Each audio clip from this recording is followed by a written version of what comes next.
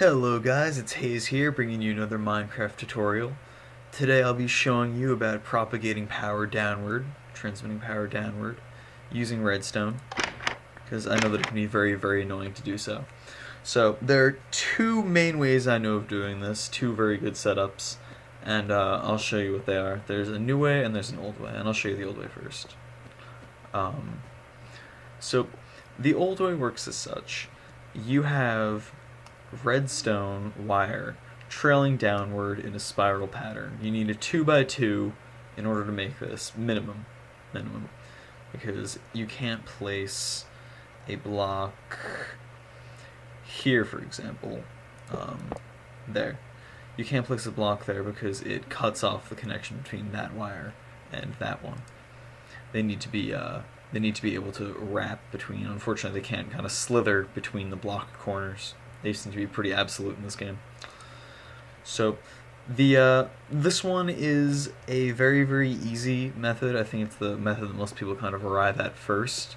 It's very fast. It has really no delay. It can only go down a maximum of 15 steps before it needs to have a repeater, and after each repeater it'll have one tick of delay. So in general, this one is the fastest method actually for transmitting power. But there is one that's a little bit more space efficient, and that's the new way.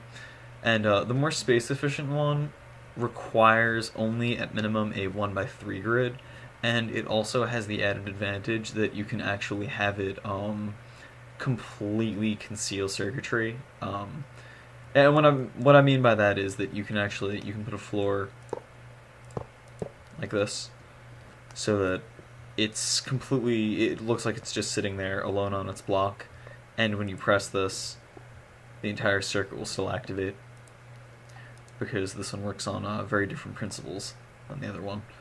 This one, unfortunately, can't place this block here because it cuts off the connection between that redstone wire and that redstone wire, and current won't flow.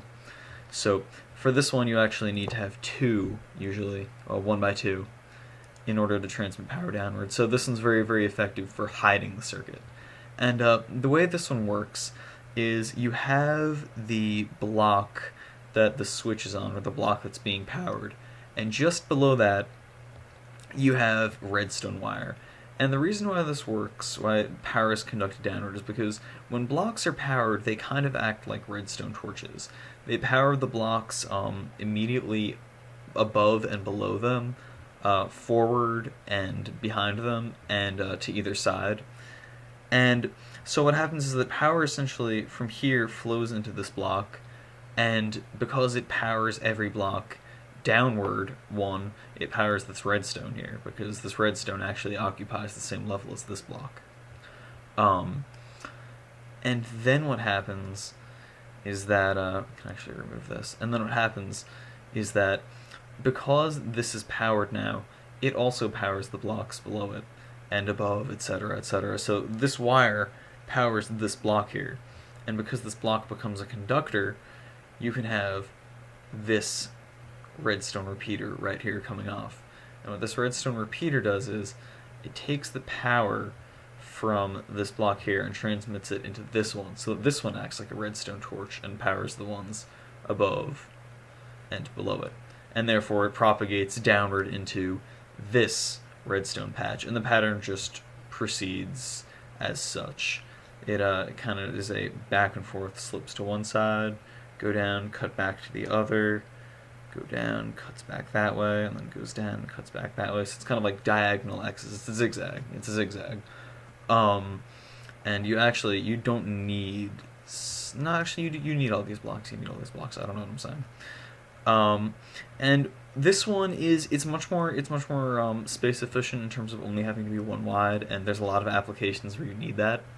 But I have to say, I really love its cosmetic ability that you can actually have like a complete floor beneath it. It's much better for appearances, I think. So these are the two primary ways of making it.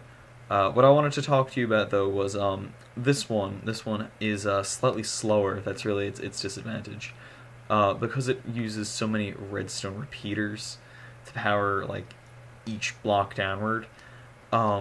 Essentially, each one of these adds 1 tick of delay, so you can kind of, by counting these, you can figure out how long the delay is going to be, because it has to become cumulative. On these, in this type of circuit, you do need to have a repeater after a certain amount, and you'll notice when the redstone stops glowing. I'll show you.